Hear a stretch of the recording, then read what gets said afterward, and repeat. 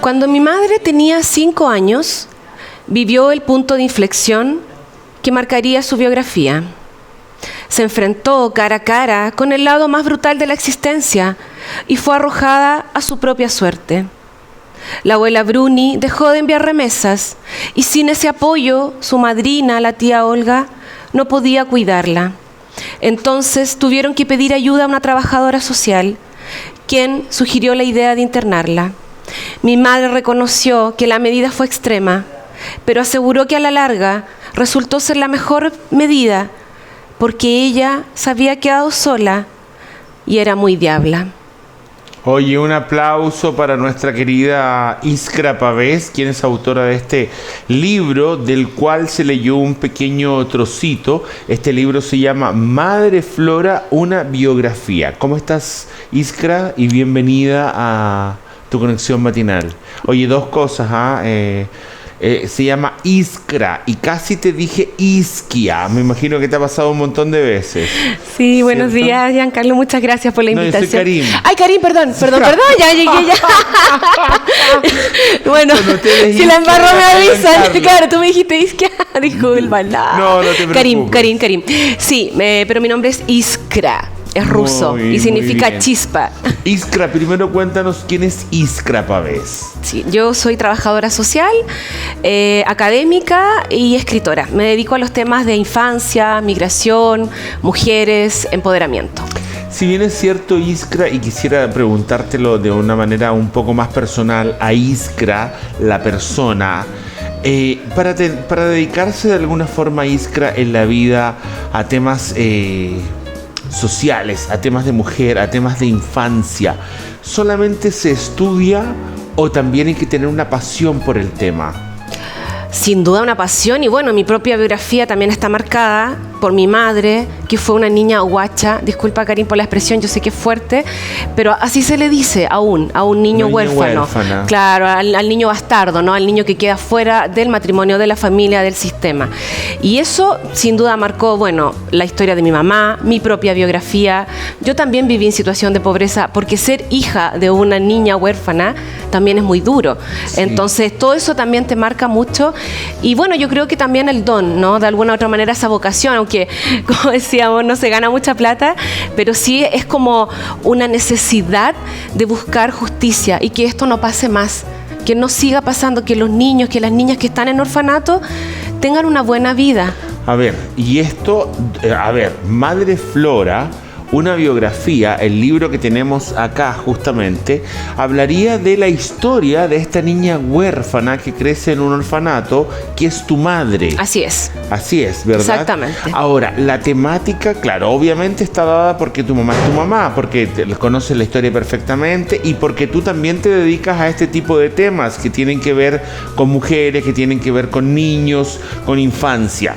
Sin embargo, ¿cómo se llega a la conclusión que debes escribir la historia de Doña Flora? Es que te iba a interrumpir, pero como ya la había embarrado, dije, no te voy a contar. A ver, dímelo. Cuando tú dices, conocías la historia a la perfección, sabes que no, porque como mi mamá había crecido en un orfanato con las monjas en Constitución, esta historia era un tabú en mi familia.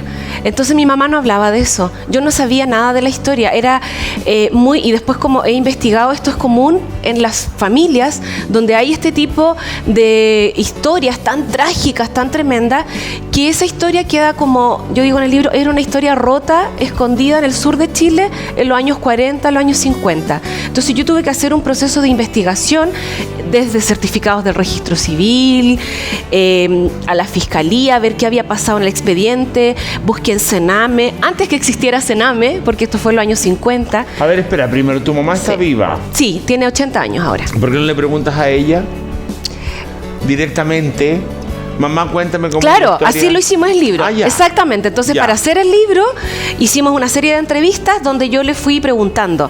Pero eso te digo, fue como ir completando retazos. Que en todas las historias familiares pasa eso. Claro. O sea, uno va escuchando cosas. Entonces, por eso decía, cuando tú conoces la historia a la perfección, era así, no. Yo conocía un relato. Conocía el relato de la niña guacha. Pero para hacer la biografía, tuve que completar. Y tuviste que... Y era como raro que la entrevistada fuera tu mamá, porque muchas veces si tú te vas a a enterar de cosas de un artista, de un político, de un futbolista, es diferente a que te vayas enterando que cosas de tu propia mamá, que en el fondo es tu propia historia. Exactamente, ¿verdad? claro. Sí. Fue un poco extraño. Sí, de hecho, estuve bastante bloqueada para escribir, yo digo acá, para hacer un método, y tuve que contratar a un ayudante. Bueno, yo trabajo en la investigación en la universidad, hago investigación, y ella hizo las entrevistas, las transcribió. Ya. Después mi mamá tuvo que aprobar todo. Teníamos 9 horas de grabación en 150 páginas transcritas, y yo dije, ¿qué hago? ¿Qué hago con esto? Porque uno cuando habla de muchas cosas, divaga, ¿no? No estaba ordenado cronológicamente. Y ahí, bueno, empezó este trabajo, como te digo, de archivo, de orden. Oye, y esto cuando se llama Madre Flora, una biografía, ¿tiene parte de ficción? No. No, perfecto. esto es una escritura de no ficción correspondiente al género, entre comillas, o sea, entre paréntesis, autobiográfico. ¿Por qué? Porque como tú me decías, Karim, es la historia de mi mamá, pero también es mi historia. Entonces, claro, esa fisura, esa fricción que siempre hay con la madre. Bueno, Freud, ¿qué diría, no? O sea, esto se ha estudiado largamente, no es, vengo aquí como algo nuevo. Se ha estudiado mucho la relación con la madre, es complicada, es una relación, bueno, el vínculo de apego, y en este caso, por eso te digo aún más, porque había que entrar a esa herida. Ya, pero lo que yo voy, alguien que lo lee, porque eso es lo que tú sabes como autora, pero alguien que lo lee puede leerlo como una historia X sin saber que es una historia real. Sí. Digamos, se puede convertir en una novela o en una película.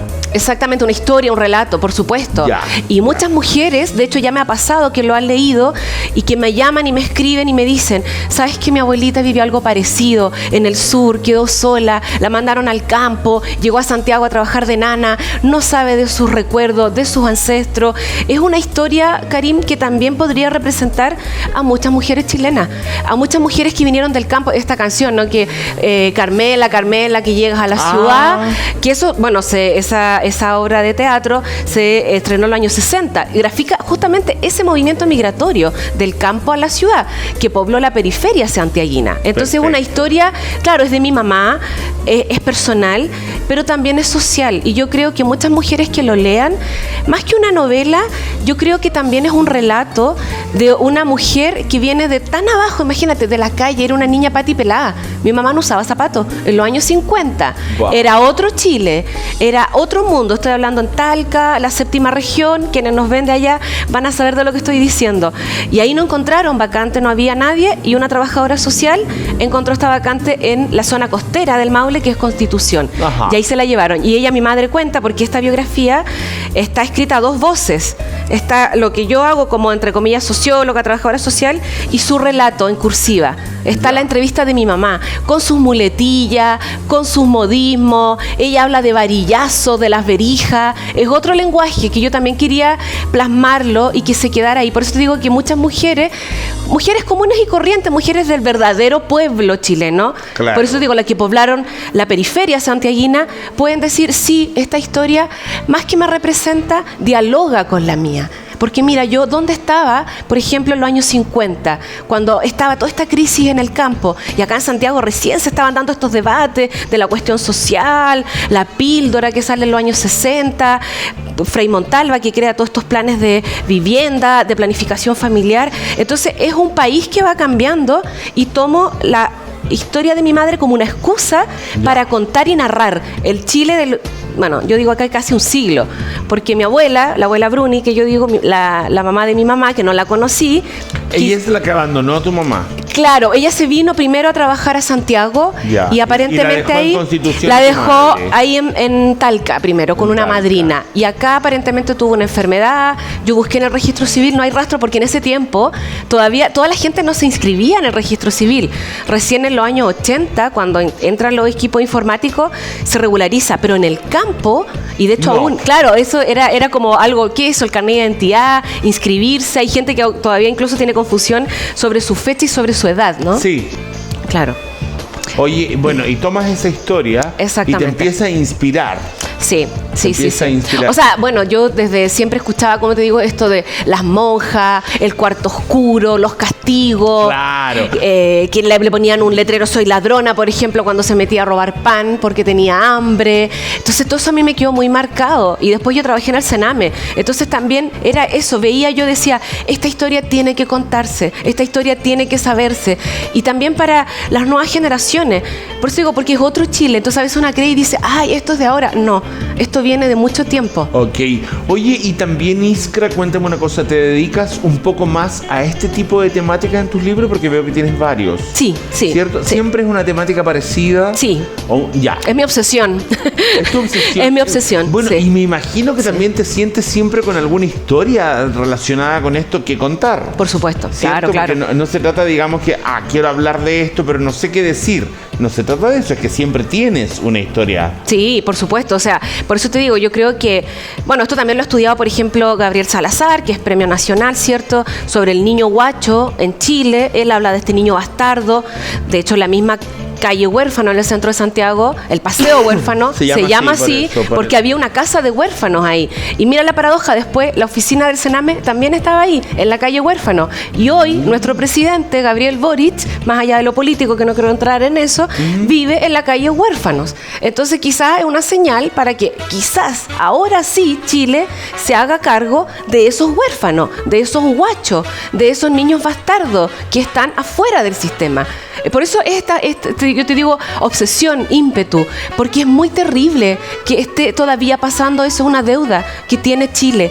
Y por eso yo quise escribir esta historia, porque yo también vengo de ahí. Yo no lo viví en primera persona. Yo soy la hija de una niña guacha. Oye, y dime una cosa, ¿sientes que este tipo de temática llega en profundidad al público chileno? O sea, primero hay que decir que no somos muy buenos para leer. Digamos, ¿cierto? No sé, ahora Sí. ya no existen los discos, pero entre un libro y un disco normalmente se vende mucho más un disco. Sí, mis estudiantes siempre me dicen que los libros son muy caros. Yo les digo, ya, pero ¿cuánto vale una botella de pisco? Ahí no sé, a veces, ¿no? Como que de repente las prioridades.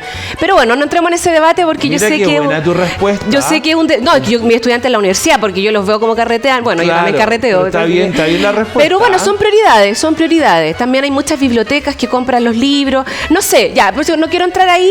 Sí quiero decir una cosa que me ha admirado mucho en pandemia, y es que sí hay un público lector, principalmente mujeres, de todo Chile, que leen mis libros, que les gusta mi mirada, que les gusta mi voz. Esta voz, como yo te digo, que es obsesiva, que es crítica, que es incisiva, que no viene con medias tintas. No, aquí por eso te digo, yo voy a hablar del niño guacho. Y no lo digo solo yo, lo dice Gabriel Salazar y lo dice Sonia Montesino, premio nacional, los dos premios nacionales. Yo me apoyo en ello, como decía Newton, no en hombros de gigante. Yo me apoyo en ello y digo, sí, esta historia es del Chile real. Y yo también soy hija de esa historia. Oye, ya, pero la pregunta en el fondo es, ¿sientes que al público le gusta la temática? Sí, hay interés, hay necesidad de leerse, hay necesidad de verse. Me dicen mis estudiantes, por ejemplo, a veces yo voy a hacer talleres, yo vivo en Colina, voy a hacer talleres allá al Liceo Colina, talleres de poesía, talleres de narrativa. Y les encanta leer y encontrar, por ejemplo, un cuento que transcurra en Colina, que transcurra en Mapocho, que el escenario sea, no sé, por decirte algo, los trabajos agrícolas temporales que se hacen allá en la zona. Una poesía, yo tengo una poesía que se llama Colina Mía.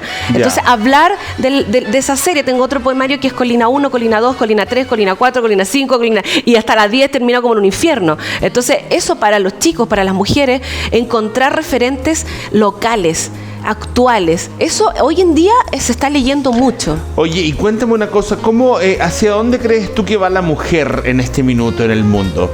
Porque ayer veía en la reseña que me envían de la editorial y veía que sentías, o sea, no es que sentías, que en el libro marcabas de alguna forma muy claramente lo que pavimenta una mujer para que las que vienen detrás vayan teniendo más oportunidades. Sí, eso ¿Por qué? ¿Hacia dónde primero van las mujeres en este minuto? Por lo menos en Chile, no sé si en el mundo. Sí. Bueno, yo creo que ya de hace un par de décadas las mujeres en Chile estamos despiertas, estamos trabajándonos, estamos terapeándonos, estamos escribiendo, estamos leyendo, estamos hablando, nos juntamos, hacemos grupos de mujeres y queremos hablar y queremos que nos escuchen y queremos escucharnos.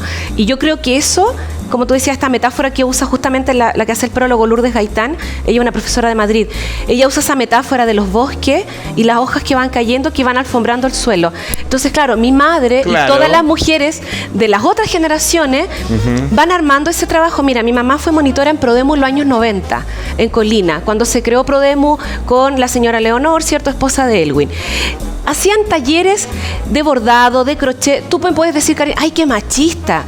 Pero yo te puedo decir, cuidado, un grupo de mujeres en los 90 reunidas, no lo miremos en menos, puede ser muy potente. Y yo digo una hipótesis, ¿por qué podemos pensar que ese grupo sembró justamente la semilla para que ahora, décadas después, las hijas podamos decirnos, soy feminista, no es no, denunciar, no más acoso, exijo igual trabajo, igual paga, necesito, si voy a ser madre, necesito cuidado, y si no quiero ser madre, necesito servicios ad hoc. No, por ejemplo, si alguien tiene, qué sé yo, una violación que es tan terrible y quiere hacer un aborto, o qué sé yo, no me voy a meter en ese tema, pero que sea digno para las mujeres, para los cuerpos de las mujeres, y no esta criminalización, esta estigmatización, y sobre todo yo creo que las mujeres, no solo en Chile, en el mundo, piensa lo que pasó hace poco, ¿cierto?, en España con esto de Rubial, el beso, o sea, es como que las mujeres ahora no nos quedamos calladas. No vamos a aceptar vulneraciones, no vamos a aceptar más violencia, no vamos a aceptar tampoco que nos miren en menos. Y por eso yo creo que estas mujeres como mi madre, mira, te voy a contar una incidencia. Mi mamá se reía de los derechos de los niños. Cuando yo empecé a trabajar con esto de los derechos de los niños en Sename, ¡ay, los derechos!, me decía, ¿y las obligaciones? Nadie habla de las obligaciones. Típico de ese debate. Yo escuchaba que antes estaban hablando de esto del Sename, Yo la dejaba nomás. Entre medio que fuimos hablando, la pandemia, las entrevistas, todo, me dice al final, ¿sabes qué? Yo ahora estoy a favor de los derechos de las mujeres. Te compro la teoría de los derechos. La creo, sí. Las mujeres adultas mayores también somos sujetas de derechos. Y yo tengo derechos. Entonces, ese tránsito es bonito, porque no es imponer. No es que yo vengo aquí con este enfoque de derecho. Es un ejemplo, una excusa. Así es. Ahora, cuéntame una cosa. ¿Esto te pone en la categoría de una escritora feminista?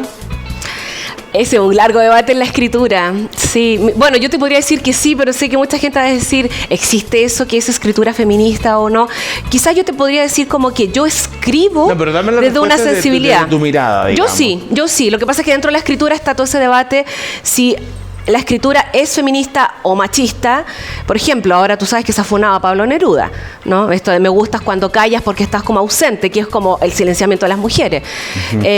Yo no sé, porque también creo que dentro de la literatura solo es literatura a secas, como tal, lo que hablábamos de las palabras, la poesía.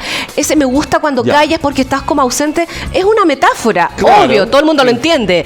Nosotros decimos, estoy mojado como piojo, es una metáfora. No es que tú seas un piojo, todos lo entendemos las metáforas. El tema es el impacto que tiene esa metáfora de tantas mujeres calladas, y Neruda también en su propia vida, entonces se le vino en contra la metáfora. Ese es el tema. Entonces yo te podría decir, sí, las metáforas que yo uso, por ejemplo, lo mismo de Madre Flora, esto del bosque, trato de que sean metáforas amigables con la figura de la mujer, y no estas metáforas, por ejemplo, como Mario Vargas Llosa, que habla de los pechos de las mujeres y que son dos ciruelas secas. Es fuerte, es feo, es bruto hablar de los pechos de las mujeres así. Entonces yo sí te podría decir, esa literatura quizás yo podría decir hoy en día es machista. Yo hablaría quizás de los pechos de las mujeres, no sé, como dos colinas blancas, como dice la cantante Amparo Ochoa. Y cuéntame una cosa, ¿y cómo sientes tú? No sé si voy a entrar en una pregunta que es un poco compleja para ti, pero ¿cómo te reciben los hombres como lectores? Sí, para mi sorpresa, sabes que he tenido muchos lectores, hombres lectores, adultos, sí, y me han dicho muchas veces, me dicen, ¿sabes qué? Como que tu libro no me ticaba porque lo encontraba feminazi, disculpa la expresión, pero así te lo dicen los hombres, y está bien, porque, y yo digo sí, y me dice, ¿sabes qué? Me ha servido, por ejemplo, tengo una hija joven, y me dijo que leyera tu libro, y yo no entendía para qué. Por ejemplo, yo tengo una novela que se llama Cafiche de mi corazón. Ajá, sí lo vi. Entonces, esa novela, por ejemplo, la han leído algunos hombres y me han dicho, me gusta el concepto de cafiche del corazón, que es un concepto como de cafichar amor, ¿no? De aprovecharse del amor de las mujeres, que es como lo que decían los prisioneros, ¿no? Como de tu amor de niña me reiré, algo así, no me acuerdo muy bien. Sí, claro. Sí. Entonces sí, los hombres están en una postura de querer también aprender y deconstruirse. Sí, yo creo que también los hombres, así como tú decías, las mujeres que estamos así como quizás lanzadas a la vida, yo creo que los hombres también están en una fase de perplejidad algunos, y otros de decir, bueno, es el momento de leer, de pensar, de repensarnos. Oye, sin embargo, igual sientes que todo este mundo, bueno, estamos hablando contigo básicamente de un libro, ¿cierto? De un libro y de cuáles son tus experiencias para llegar a hacerlo. Sin embargo, también tú, yo, todos los que estamos en este set, vivimos en un mundo que tenemos una opinión clara de cómo es, de hacia dónde va, de qué es lo que vemos, ¿verdad? Sí. O de lugares donde podamos haber viajado, experiencias de amigos, de familiares que tengamos. ¿Hacia dónde va el mundo en este aspecto, en este rato? ¿Hacia dónde sientes que vamos avanzando como sociedad respecto a los respetos, ella es mujer, mismo derecho de un hombre, él es un hombre, tiene que respetar? ¿Hacia dónde vamos en ese aspecto? Que muchas veces sales tanto en las noticias, se muestra tanto lo que tú dices, feminazi y cosas, pero en el fondo igual puede que llega a la casa alguien y es una mujer que le pegan. Y es una mujer que sufre violencia económica. Y es una mujer que se asusta con el marido. ¿Hacia dónde vamos? ¿Vamos realmente cambiando o es un poco, no sé si se dice así, para la tele? Sí, cambios de maquillaje o como de discurso, que en Chile nos gusta mucho enarbolar. Los niños, sí. Sí. La de los niños también. Claro. Los niños que son los primeros, el futuro de Chile. Claro. Lo dicen todos los políticos en la televisión. Y al momento de la plata, el recurso de los orfanatos. Exactamente. Sí, la escuela, la educación. Porque acá no estamos cuestionando de si una persona tuvo que dejar al niño solo o murió el papá o murió la mamá. No estamos hablando de eso, estamos hablando de cuando el niño ya está solo, ¿quién lo socorre en su vida? A ver, esto el Estado es el principal garante, según la Convención de los Derechos del Niño. O sea, es su obligación. Y Chile ratificó la Convención de los Derechos del Niño en los años 90. Por así eso que decía, a ver, volviendo a esta mirada como más global, es como lo macro y lo micro y como las dos tendencias. O sea, somos 8.000 millones de personas en el mundo, con una crisis climática ahí que ya no da más, una guerra, ¿cierto? Por un lado, que podríamos decir, bueno, eso nos lleva al caos y a la autodestrucción, pero por otro lado, a nivel micro y a nivel también social, yo creo que sí hay muchos movimientos de toma de conciencia, de voluntades. Ayer mismo estuve en una capacitación con una serie de organizaciones que trabajan con familias migrantes y todos con una apertura, una disposición. Entonces yo creo que hay como dos movimientos que se contradicen como en el ser humano, y esto lo decía Cicerón ya hace muchos años: el bien y el mal se disputan dentro del ser humano. Sí, pues. Entonces eso todavía está como exactamente como sociedad. Yo quisiera ser parte del bien y estar en ese lugar, pero eso uno no lo puede decir, ¿no? Porque también el ser humano tiene tantas cosas. Pero bueno, lo que a mí me respecta y tu pregunta, yo creo que el mundo va hacia, por un lado, una como necesidad de autodestrucción que tienen los seres humanos, no sé por qué, y les gusta la guerra, y les gusta pelearse, y les gusta ser el más fuerte, y tienen esa cosa, ¿no? Como de el dominio y el poder. Pero también está la bondad. Yo investigo sobre niños migrantes. Hay niños migrantes que atraviesan todo el continente y sufren mucho esa maldad de los coyotes, de las bandas, incluso de la policía. Pero también hay gente que los ayuda. Hay gente que los ve, a veces quedan desnudos, a veces no tienen agua, nada, y los acoge, los reciben en su casa de forma gratuita. Eso me lo están contando los mismos migrantes. Ajá. Es súper lindo también ver eso. Ver que no estás tú, ni yo, ni el gobierno, ni las cámaras ahí. No, es gente anónima. Sí, hay ese encuentro de tú a tú, donde no hay categorías, ni nacionalidad, ni pasaporte. ¿Estás tú con hambre? Bueno, yo tengo un caldo caliente. Ven, te lo doy. Ese mismo migrante el día de mañana quizás se va a haber enfrentado al otro lado. Así es. Iskra, un placer haber conversado contigo. Uy, que se pasó rápido. Sí, te pasó súper rápido. Ya me están dando la orden de pasar a comerciales. Que te vaya súper bien con el libro. Usted entonces véalo, tómelo, léalo, cómprelo, búsquelo en una biblioteca en donde usted pueda, porque Madre Flora, una biografía, al parecer una historia súper interesante que nos puede enseñar no solamente una historia, sino que a ser mejores seres humanos. Vamos a un corte.